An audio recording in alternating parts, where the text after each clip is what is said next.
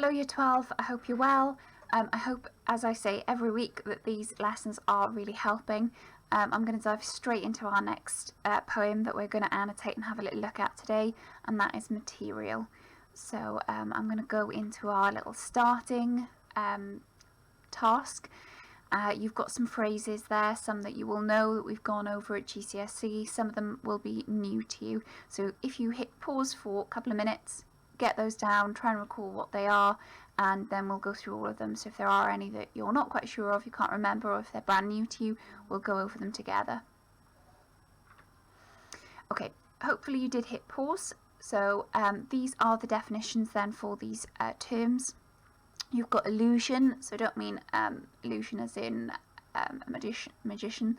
I'm talking about making an indirect or passing reference to something else, so alluding to something. Possessive pronoun, using the pronouns my, mine, theirs, yours and ours to indicate possession of something or someone.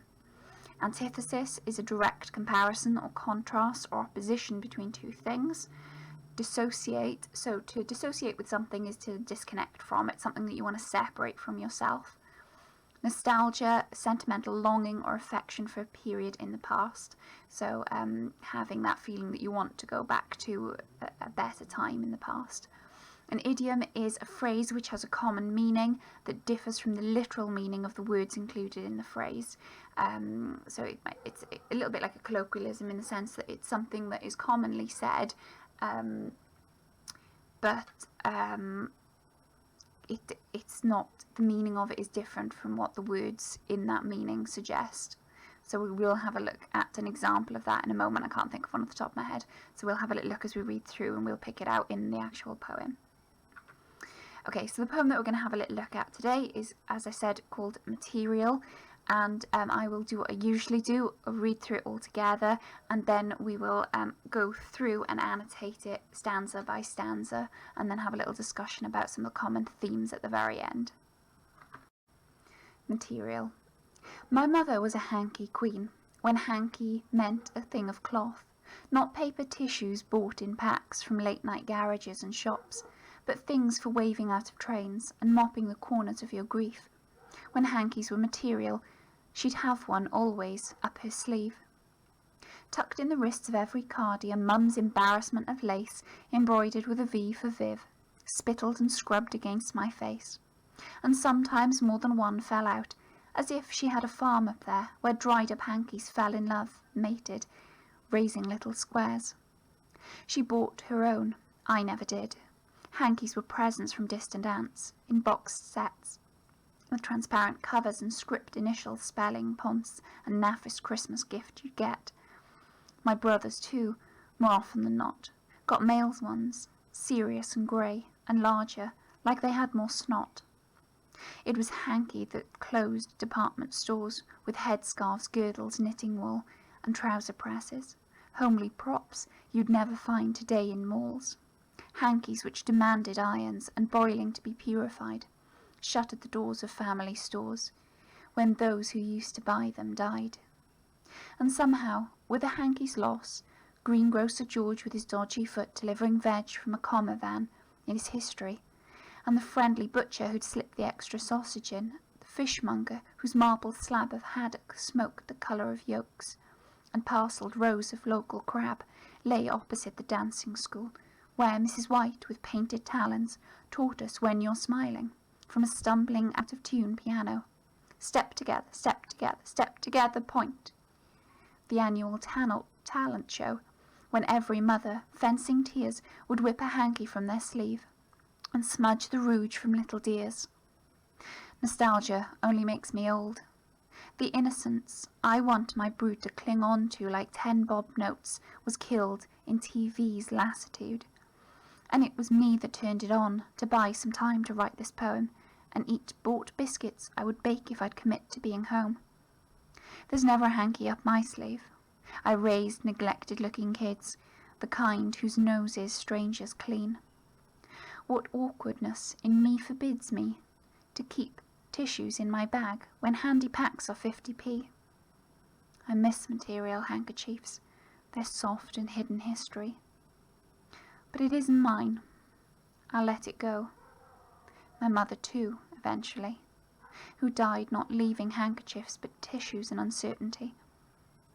And she would say, should I complain of the scratchy and disposable, that this is your material, to do with, daughter, what you will. Alright, as always, what I am going to do is pop up some questions there for you to have a little think about. Have a little think, what does the title suggest to you? So material, what does that suggest? Think about the denotation, so what the word literally means, and also think about then the implications of the word as well. So have a little think about that. How does the poet draw a contrast between her and her mother? So think about the parenting style she talks about and how she behaves with her children compared to how she reflects on her own upbringing. How does the poet feel about her mother? So what are the feelings we get there? What's the sense? How does she see her mother? And then finally, do you think there is a deeper meaning behind the poem? So could it be an extended metaphor, this idea of the hanky, that being the focus of the poem? Do we think that there is a deeper meaning behind that? Alright, I hope you've paused there and that you've had a little think about those questions. And what I'd like to do now is just go through it as I do usually, and we'll work through stanza by stanza and obviously give you a chance to make any notes then as I work my way through it. So before I sort of dive straight into the analysis, actually I will give you some background that will help with answering some of these questions. One of the things that Barber said when she talks about this poem, she actually wrote this and was meaning to write a tribute to her mother who she'd lost. And what she ends up talking about instead is the handkerchief, and that is what she ends up focusing on throughout the poem. And it is something that you could almost say is an extended metaphor, this idea of her mother, and what her mother means to her, the idea of her being something fixed and material, but dies off with those other elements that she talks about in the poem, those elements of the past. She talks about the greengrocer and the fishmonger. So she makes reference to items in the past, just like the material, the handkerchief in the poem, and it's that idea of a loss of something. And for Barber there, I think the handkerchief is very much symbolic of her mother. And it's that loss then, not just of her mother, but everything that her mother was and everything that she embodies. So we'll go through and sort of see how that comes across. So hopefully you did have a little look at the title and that idea of material, and it is quite ambiguous without knowing that she wrote it about her mother. Once we know that, it does tend to make a bit more sense. And it's interesting to think about the word material as something that is obviously the literal material, the literal cloth that a handkerchief is made out of, but also that if something is material, it is essential. It's something that you have to have. So it's interesting. There's symbolism within that title that links towards her mother. All right, first stanza then. My mother was a hanky queen. So we start out instantly with that ownership, that possessive pronoun, my mother. So she's talking very specifically here about a personal experience and personal ideas. So it is something that you could say, in one sense, she ends up talking about the handkerchief because it does dissociate her feelings of grief and loss from her mother in that sense. She's able to kind of separate them, because if she's talking about the cloth, she doesn't then have to face the reality that she's lost her mother. But we have that ownership instantly of my mother was the hanky queen. Now, interesting.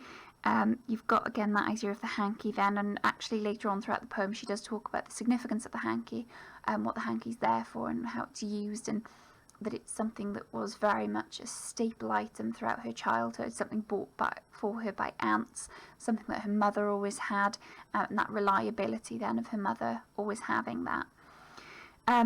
That materialistic element of it. So sets a light-hearted tone as well in that opening bit, a hanky queen. It's quite humorous.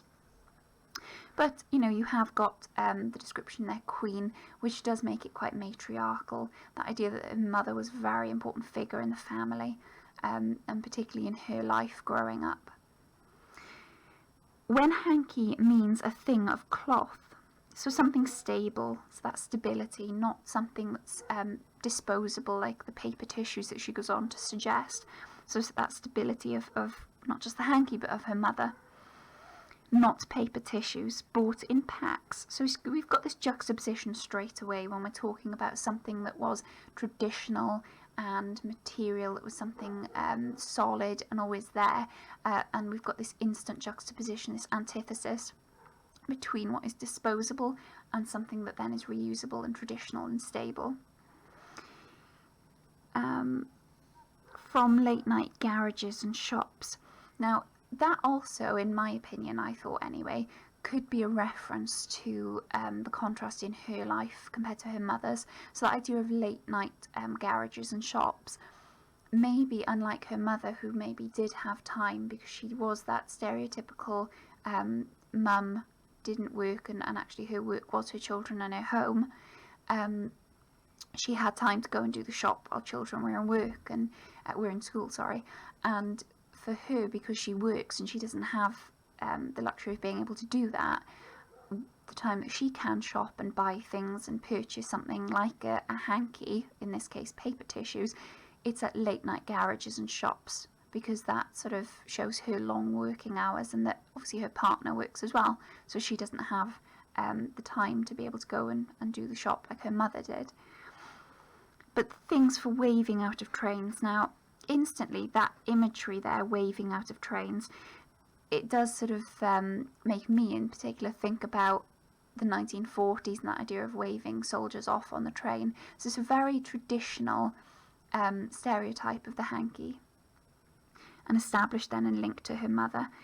And it's that, again, idea of a loss. So, that time of waving hankies out of windows is gone, out of train windows, just like her mother. And mopping the corners of your grief. It's an interesting imagery that's being created there as well. That mopping up the corners of your grief. I mean, grief doesn't have corners. You could talk about corners being quite sharp, so talking about the grief and the idea and association of grief being quite sharp, something that maybe the loss of her mother, it's still quite painful and sharp for her. But you could also then make reference that hankies have got corners as well, so that, the corners would be used to sort of dab away at the eyes. So interesting use of that imagery. When hankies were material, so again we've got that double meaning, that relevance of her mother and stability of her mother, and something that wasn't disposable but something essential as well. She'd have one always up her sleeve. So you've got, first of all, the use of that reliability of her mother always. So she could always count on her mother to have a tissue, to have a hanky. And then up her sleeve, that's got a double meaning. So this is an idiom. So that idea of having something up your sleeve means that you are always prepared. You've always got something that you can work with or do in a certain situation. You're never sort of overwhelmed by what you're going through, and we get that sense that that's what her mother was like then as well. She was always prepared. All right, on to the next one then. So, tucked in the wrist of every cardie. So colloquial language here, quite casual. That idea as well of quite traditional. The tone is very relaxed, very stereotypical portrayal of the parent as well. In the next line, a mum's embarrassment of lace. You think about your parents and how, we always get embarrassed by our parents, and it's very stereotypical here, and it sticks with that sort of light-hearted, quite comical tone that we had at the beginning as well. A mum's embarrassment of lace, embroidered with a V for Viv, so something quite personal, something that again it links to being quite traditional. Spittled and scrubbed against my face. So again, quite comical imagery there, but we've got that sibilance as well that creates that sort of what have I written there?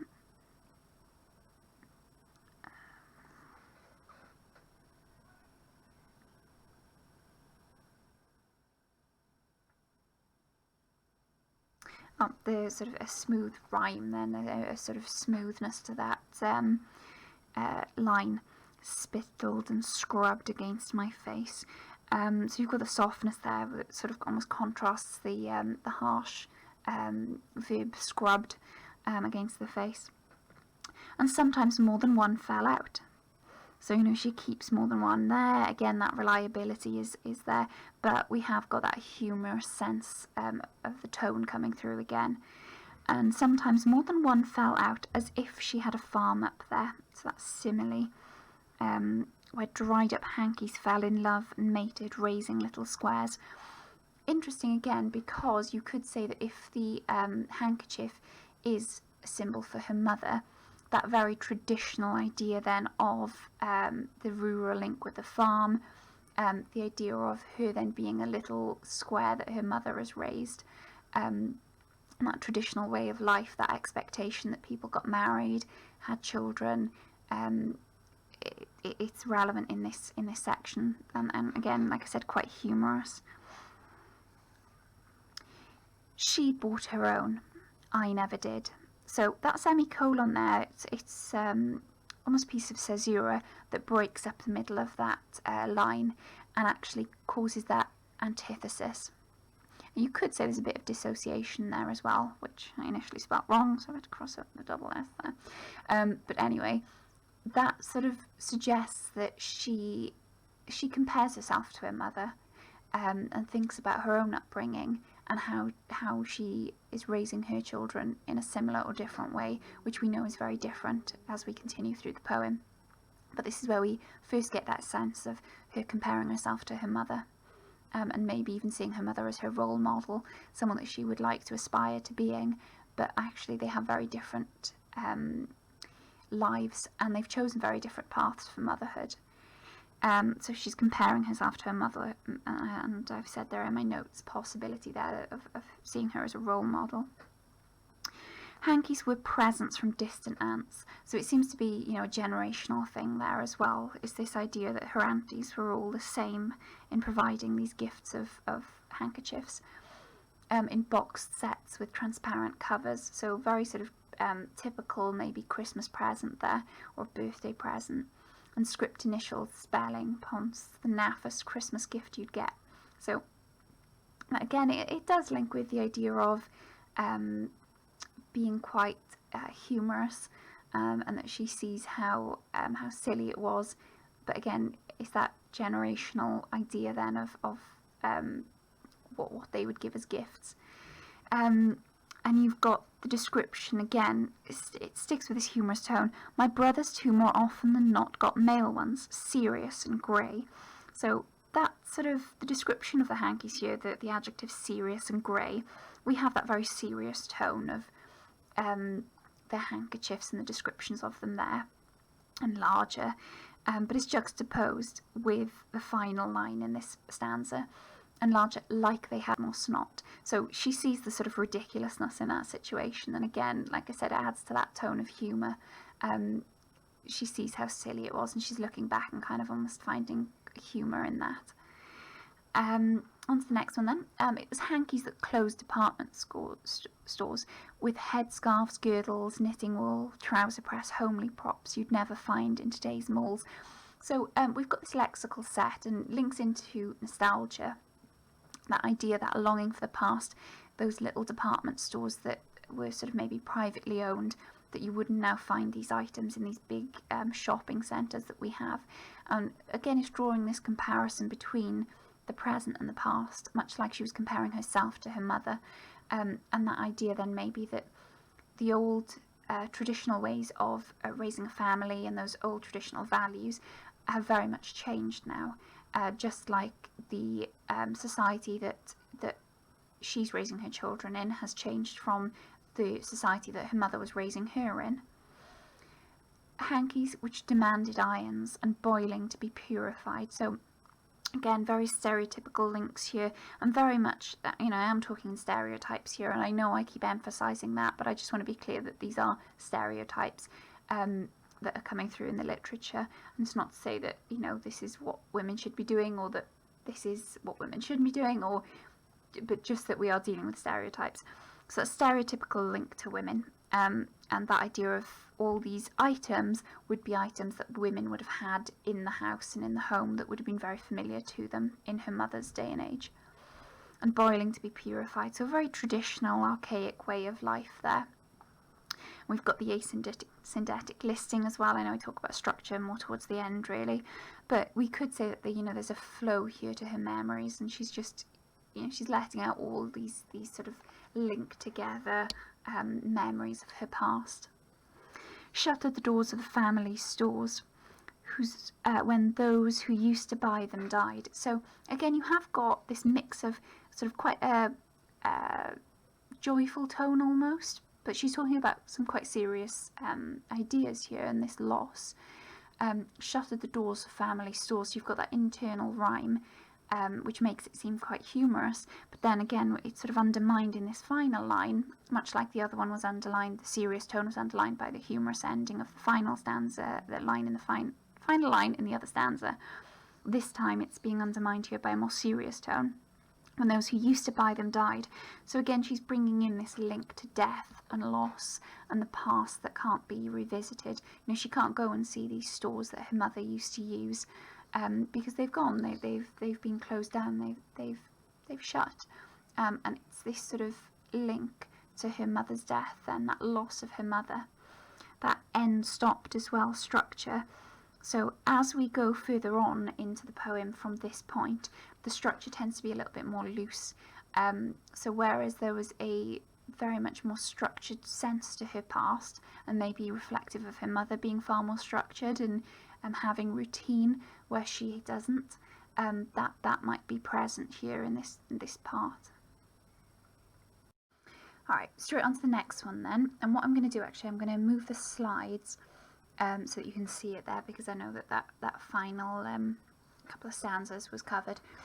Okay, so, and somehow with the hanky's loss, greengrocer George with his dodgy foot. So there's more now associated. She's going in with some more specific memories about her past. So she started off with more general ones in the stanza before it, but now, we've got the connective and conjunction used there to kind of follow on with another list, but this is far more personal to her, where she's giving some personal examples, so people that she actually knew. This idea of George the greengrocer, the comma van, so very 1950s there, that used to be delivered in, is a history, and that friendly butcher who'd slip an extra sausage in, the fishmonger whose marble slab of haddock smoked the colour of yolks. So very specific memories there, and specific people.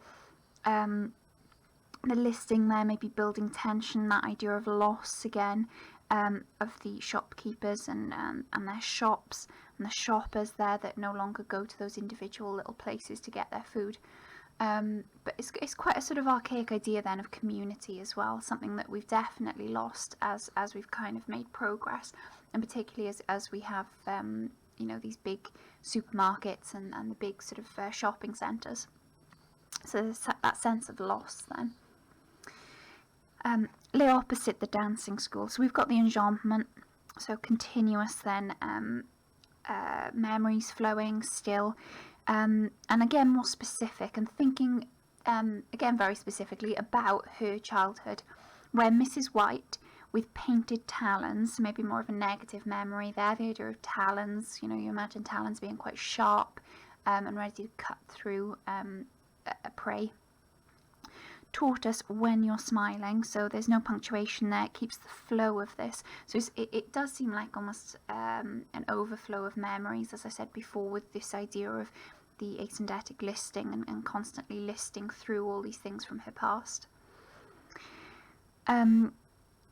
Stumbling out of tune piano, so again very stereotypically primary school style idea of a dance sort of lesson, or in this case the talent show that's being portrayed, these childhood memories, but again it's all linked up and then wrapped up in her mother, so she brings it back to the hanky, because it almost seems that these memories go off track, and she kind of brings in all these other elements, and then she finally brings it back to this idea of her mother, when every mother, so that again, that sense of community, it was something that every mother did. Fencing tears would whip a hanky from their sleeve and smudge the rouge from their little dears.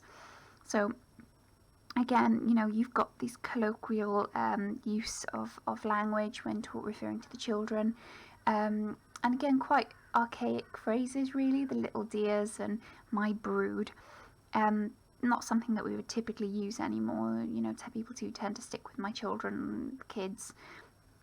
So again, we got that sense of the past and nostalgia for the past. Next stanza then. So there's a bit of a change in tone here, and she talks more specifically about her own parenting style and her own idea of motherhood and what she's made of motherhood, how she's kind of found her feet with motherhood.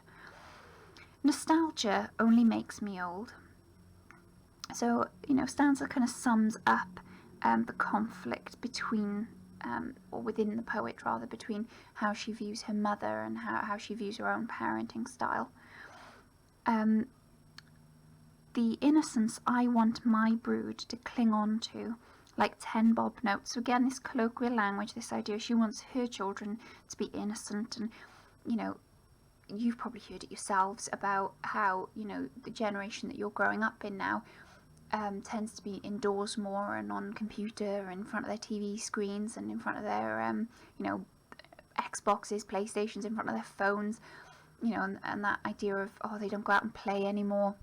You've probably heard all of that, and this is almost what she's talking about, really, this idea that she would love for her children to have those experiences, going out, playing, doing all those things that she had as a child, that idea of innocence, still being a child, that's gone. And actually, she's, in her next line, was killed in TV's lassitude. So that's the sort of laziness, idea of laziness. But actually, this is something called, and I've put it down here so you can write it as well.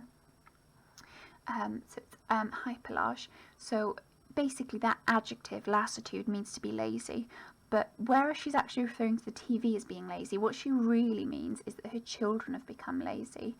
And she blames herself for it. She says, was killed in TV's lassitude, and it was me that turned it on. So she's done that. She's done it to herself. She's done it to the children, so that she can keep them quiet while she writes, to buy some time to write this poem.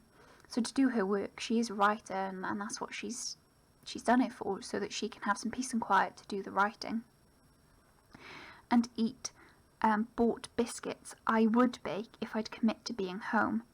So, she says she would like to be that role model that her mother was. It's almost accusatory here. She almost berates herself for her way of being a mother. She buys cookies instead of making them like her mother did. And there's that sense of, she almost feels a bit frustrated or annoyed with herself for doing that. But there is a sense here, the difference in her parenting style, the reason she does put on the TV, the reason that she does go out and buy the cookies instead of making them, is because of time constraints. She's a working woman, and actually she can't do what her mother used to do. And that sort of, she gets that sort of light bulb moment almost towards the end of the poem that comes in, where she knows that, her mother would forgive her for not raising her children in the same way that she does. For that very reason, because they are raising children in very different times here. So on to the next one. There's never a hanky up my sleeve. So you could juxtapose that with the opening stanza, where she talks about her mother saying that there was always a hanky up her sleeve. So again, that very much that sense of we get a difference between the two mothers. They're very different. But I've made some notes there, hopefully you can read them. Modern difference, more women have become career women before mothers. And, the idea, the adverbials there show the antithesis of mother and daughter, that she isn't able to keep that hanky up her sleeve always like her mother did. She hasn't got the time to boil them and do the traditional things that her mother used to do. So it's that antithesis. I raised, and quite a strong description here, these adjectives, neglected looking children. She makes it seem as though, she didn't care or look after her children, and, she does. That's not the case. It's just that in comparison to the way her mother raised her, they look neglected in comparison to how she looked when she was being raised. The kind whose noses strangers clean. So, she doesn't have, and she's not as available to her children as her mother was to her. And there is almost like a sense of her feeling very bad about this. The fact that she refers to her children as neglected looking, and, strangers having to wipe her children's noses. What awkwardness in me forbids me to keep tissues in my bag when handy packs are 50p. And she acknowledges the fact that she should at least keep the disposable handy packs in her bag, but maybe she does recall that embarrassment of lace that her mother has, and she doesn't maybe want to be seen like that by her children, but she says that she could do it if she wanted to. She could keep those scratchy little tissues in her bag, but she doesn't. So we've got that contrast with her mother again. And there's a theme of guilt here. I've got this note, hopefully you can read it. There's a theme of guilt here. She talks shortcuts that her mother's generation didn't have. She takes them, putting the TV on, the pack of handy tissues that are only 50p. There is that sense of guilt and how things have changed, and how time has sort of evolved and gone past that idea of, women being in the role of purely looking after the children. So I miss material handkerchiefs. Interesting, because you've got ambiguity there again, that play on the word material, and linking maybe to her mother. Is it not just the material that she misses in the handkerchiefs, but actually it's her mother that she misses, their soft and hidden history? And slowing the pace here with this alliteration. So it's like maybe the loss of her mother, that loss of her childhood, and it's all sort of tied into her mother, her history of her childhood and who she was and where she's come from. It's all tied into her mother, like the handkerchief, and that loss of the handkerchief is as painful as the loss of her mother, because the handkerchief symbolises her mother. But it isn't mine. So that history, that way of being a mother, that motherhood that she talks about, it's not the same as her, that parenting style. I'll let it go. So she'll stop giving herself a hard time, maybe. Is that what she is referring to? That she's not going to give herself a hard time for raising her children differently to the way that... Oh, let me change that as well, sorry. Is she forgiving herself for raising her children differently to the way that her mother raised her? My mother too. So this is the only sort of overt way in which the poet acknowledges that loss of her mother. So just like she lets go of that idea of raising children like her mother, is she willing to let go of her mother, and let grief run its course, and sort of accept the fact that her mother's gone eventually, who died not leaving handkerchiefs. So her mother's taken that stability with her now.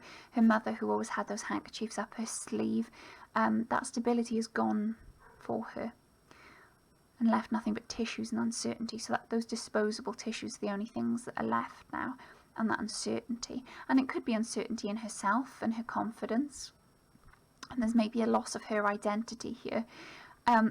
Something that I will mention when we talk about the themes is that when it comes to our identity is such a complex idea, and if you're studying psychology, you'll know that identity is wrapped up in lots of things.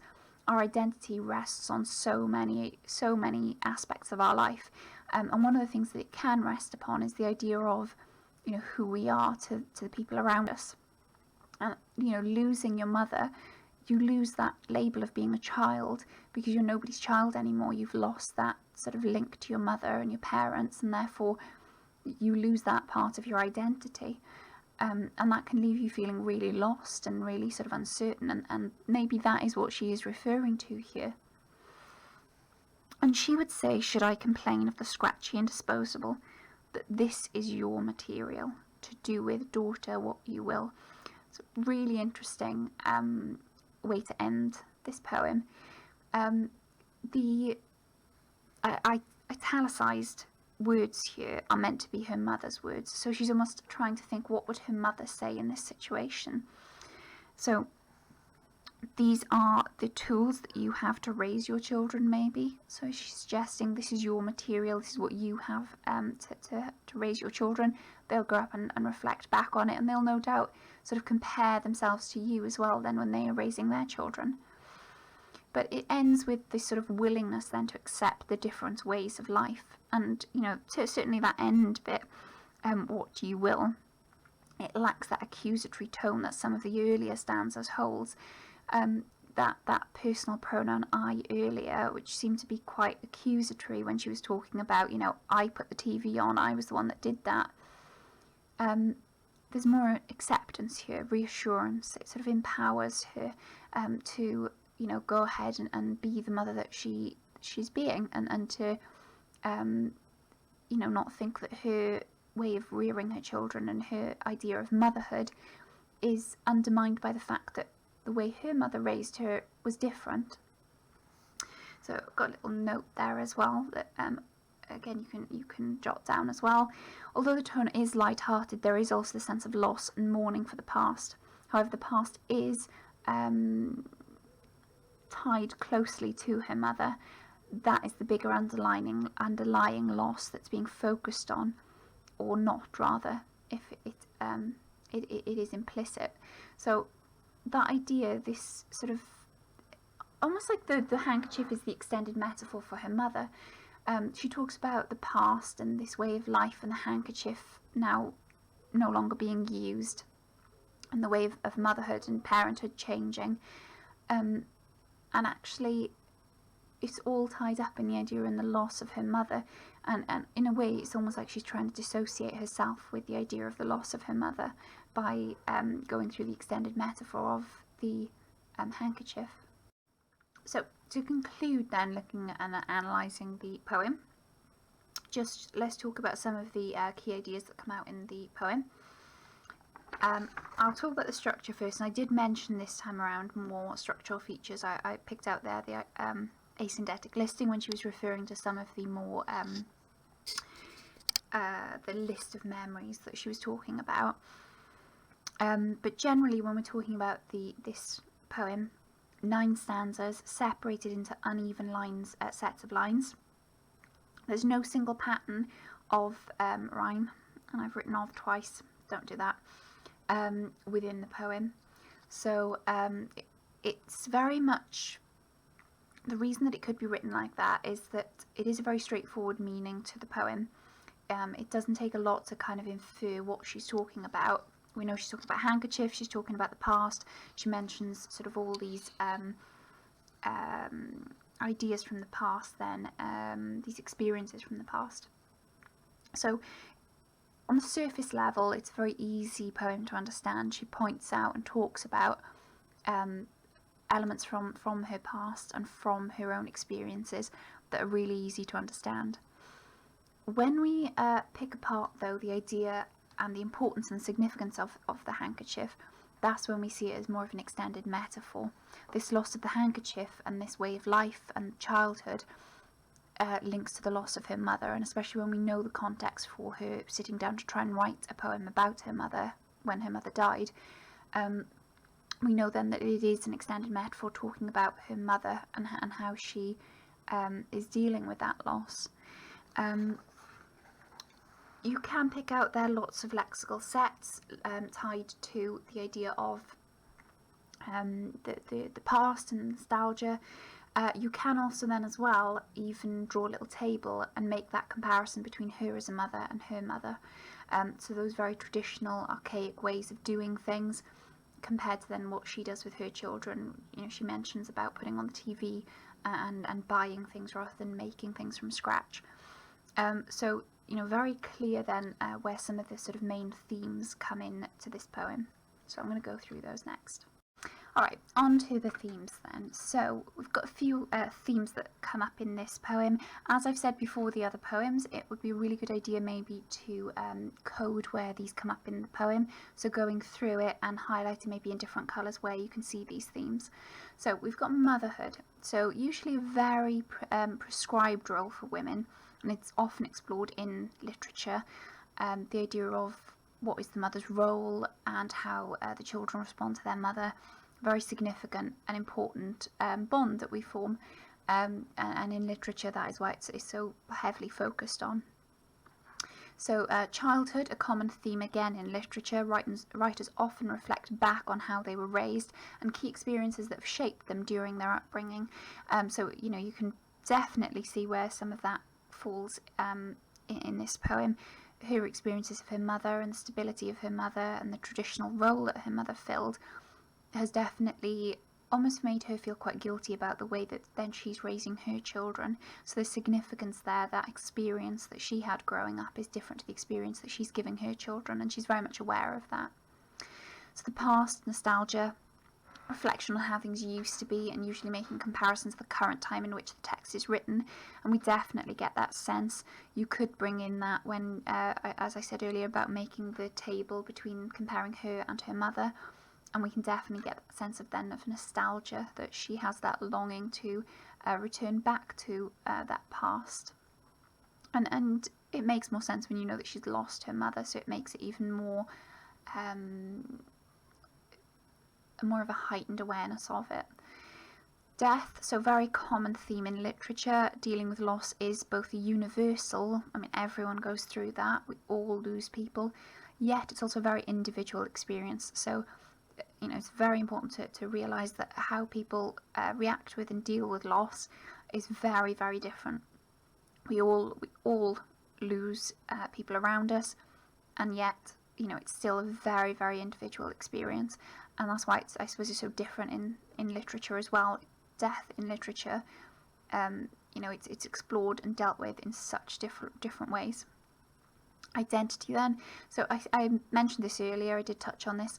Often identity is something that we pin on external aspects of our life. There is so much externally that happens to us that can impact and sort of form our identity. And if we think about some of these titles that we give ourselves, I am a student, I am a child. However, when something changes, it can impact our identity. So in this case, Barber loses her identity as a child because she's lost her mother, maybe.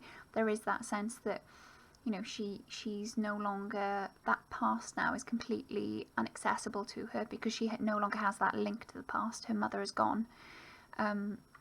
So identity features heavily in that. And her identity as well, you could even talk about her identity as a mother and how she views her motherhood. And that identity of her role as a mother. So as I said, I hope that makes sense and that you can sort of colour code those and pick those out. Where are they very obvious? Where can you maybe make more implicit links to those themes? As always, I have put those references there to show you where I've looked for information on the poem alongside my own interpretations. So please remember to have a little look around, do your own further reading around the poems as well. So the more notes that you have and the more ideas you have about the poems, when you're asked about it in an exam situation, you've got plenty of notes to offer then in terms of inferences for the examiner. But as ever, if you've got any issues, any problems, please feel free to drop me a little email or drop me a little message on Google Classrooms.